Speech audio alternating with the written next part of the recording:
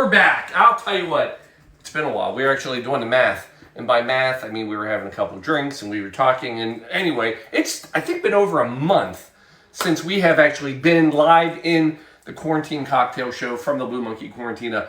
But baby, we're back. And tonight we got your cocktail. It is season 4, episode... I thought you were staring at something. No. All right, it's season 4, episode 31. I think I've lost track. I don't know. I know it's September. Is that right?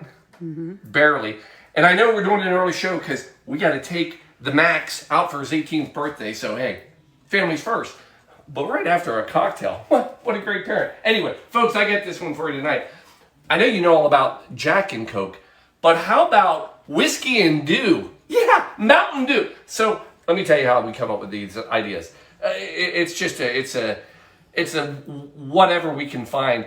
And earlier this week, Shelby says, "Hey, I saw a thing. Did you know Mountain Dew actually used to be a mixer?" I said, "What the frick are you talking? There's no way." Folks, we got history. Come on in. Let's learn about Mountain Dew and all of the great, wonderful things it does. Folks, it's the Blue Monkey Quarantini. There's no business like monkey business, so come on in. Let's have ourselves a cocktail. Are you ready? Come on inside. Let's go. Here we go. See, it's been a while, so we just went in backwards, but that's okay.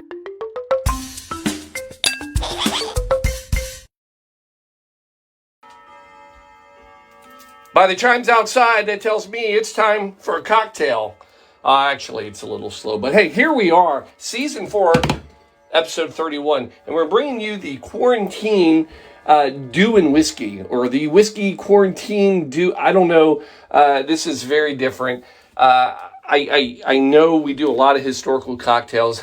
The cocktail itself may not be that historical, but it's got some fantastic history. I got to share. So anyway, we know about the Jack and Coke. And by the way, if you're like, Paul, Jack and Coke, yeah, we did it before. 1907, first recorded use of Coca-Cola. It was called a Coca-Cola highball. Anyway, now it's the Dew and Whiskey. Let me tell you a few things. First of all, the year 1930, the state, Tennessee. We have Barney and Ollie Harmon. Yeah, Barney and Ollie Harmon. Now, here's 3 things you should know about them to start off. So these brothers, by the way, the fact that they're brothers is not one of the 3 things you should know, but that is one. So I'll give you 4 things. So 1, they're brothers. 2, they are originally from Georgia. 2, they like their whiskey. 3, they happen to run a bottling manufacturing plant for Orange Crush. Paul, I thought this was all about Mountain Dew. Well, it is, but it's important to know they do have some bottling experience. They started with Orange Crush. Now, I just said they're from Georgia, but I also said Tennessee. They did live in Georgia. They moved to Tennessee. And this is where everything falls apart for these poor brothers. You see, when they get to Tennessee, they like their whiskey, but they like to drink it with a certain mixer. And that mixer is called Natural Setup. And it's basically a Sprite. It's like a lemon lime soda. But they can't get it in Tennessee. They can only get it in Georgia. So they're stuck. And this isn't like 30s. You know, there's no Amazon in case, you kids are Googling trying to figure out when Amazon started. It was way after 1930. So they couldn't get it. Enter drunken ingenuity. I like to say, if you want to have a cocktail, you will find a way. And if you don't believe us, look at some of our 200 and some episodes, right, Shelby? Mm-hmm. We have found a way to make a cocktail in many, many places. They decide, hey, we're smart enough. Let's make our own citrus mixer that we can put in with our whiskey. And they set out to do it. So they make their own mix, citrus, and they decide it's just going to be for family and friends, and it's pretty decent.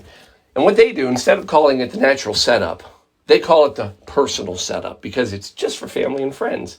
They're really crafty little brothers, aren't they? Well, everybody really starts to like it, and then a little bit later, they decide to actually give it a name. So they name it, here's where it all comes together. You ready for this? They name it Mountain Dew. Why Mountain Dew?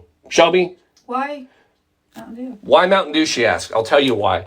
Mountain Dew at the time is slang for moonshine. And the story goes, in my 8 minutes of research, is that when they mixed their citrus personal setup with whiskey, it actually made it taste a little more like moonshine. So they decided to call the whole thing Mountain Dew. And then it catches. Well, not really. So they have their own mixer now. It's called Mountain Dew. And again, these brothers, they're no slouches. They decide they're going to try to market it. All right? So give them credit. And in 1946, they go to the great annual Gatlinburg bottling convention. It's huge. This thing is like a monster. This is like where the bottling convention of all bottling conventions is. And it's in Gatlinburg. Did I mention? So we're still in Tennessee. That explains a lot. It does, right? And, at this point, they've got a whole hillbilly theme tied to Mountain Dew. I mean, they're running with the whole Mountain Dew moonshine. They got a hillbilly theme. They even had a slogan. You ready for their slogan? It'll tickle your innards. It doesn't take off. No, matter of fact, in 1950, they sell their recipe to the Tip Corporation. Just to tip. They sold it just to... That's pretty good, right? You got a couple people on YouTube. Thank you, YouTube, for coming in. I'm thinking these are some soccer guys I played with this morning. Welcome aboard. So anyway, they sell it just to tip. It's still funny. All right, Paul, move on. Anyway, in 1950, in 1960... Oh, but this is important. In the tip, they decide to change the recipe just a little bit. They add lemonade to it. Just a little bit more citrus. And at that point, now it doesn't take off either. So in 1964, Pepsi Cola steps in. They buy it. Now Pepsi finally owns Mountain Dew, 1964, and it still doesn't take off. 1974, finally, in 1974, Pepsi Cola does two things. One, they add orange juice to it. They also add a fancy number yellow dye to give it this neon color. So with a little OJ, a little neon yellow number, or whatever number it is, but 7. Yeah, number 7, yellow dye.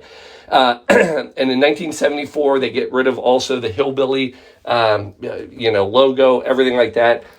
It becomes a hit, and it becomes the Mountain Dew we know. Paul, for God's sakes, is there a cocktail involved at all? Yes, there is. So, keep dragging that out. I don't want any part of this. Yeah. Oh, we share. We share cocktails. So here we go, folks. I did not sign up for this.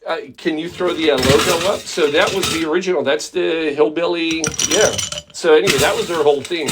Now, this cocktail recipe, again, it was said that originally they would mix Dew with whiskey, and there have been a lot of people who try to recreate it. This was a very common cocktail mix back in the day. You would have natural setup or whatever, and you would mix it. Now, we are going to go a little classic, and we're going with a Tennessee whiskey. Denver, get the door. So Tennessee whiskey, it seems appropriate because this whole thing's from Tennessee. Paul, what's the difference between Tennessee whiskey and a bourbon? Well, I'm glad you asked. So actually, there's not a whole lot of it. Before I say it, boy, I'm going to get killed. So let me tell you the differences. So these are both corn-based, and that's important coming up. But and they're both barrel-aged. However, Tennessee whiskey, you ready for this? Comes from Tennessee. Bourbon normally comes from Kentucky. Yeah, there's more to it than that. Tennessee also has a filtration process that they use. Charcoal. Huh? Kids are here. All right. They have a Tennessee filtration system through charcoal, and then after that, they filter it again to get rid of the charcoal. So it is filtered. But I think it's important to go with the Tennessee today. So we're going to go, it's a 2-to-1 ratio, by the way. So for every ounce of whiskey, you're going to go 2 ounces Mountain Dew. So we're going to go 2 of the whiskey. And then, that's a little, that'll be, man, I got to fix it. Hold on. Could have been the way the ice hit. All right. And then we're coming in with, yeah, you got it, Mountain Dew. Yeah, moonshine. And then we're just going to top it off. Shelby, I know you're excited about this. Can't wait. She cannot wait. I can tell she's excited. But there it is. That is a do and whiskey. Do and don't. Do and don't. Yeah, this is probably better known as a Mountain Don't. But we're Mountain Dewing it right now. Now, I got two more things that we're going to put in it. First of all, I figure it's really, if you know anything about the cocktail show, almost every cocktail, I have to say almost, but everyone we've ever made here always gets a little emergency. Emergency saving lives. Not created by two brothers. But here's what I can tell you about emergency. I figured if just the tip could add lemonade and Pepsi could add OJ, the Blue Monkey Quarantina can add emergency. It's orange. It's going to be great. So we'll give it a little dose of that right on top. Again, boom, right there. And then for the garnish, how about a nice lemon, just to give it a little more citrus. And there it is. You can do that. We can do one of those right around the edge. Always makes it nice. And folks, there it is. It's your quarantine dew and whiskey. Yeah. Now, how does it taste? You can't even make this up. Come on. Hold on. Here we go. You ready? It's got to be good. It's Mountain Dew. I hate Mountain Dew. Oh, yes.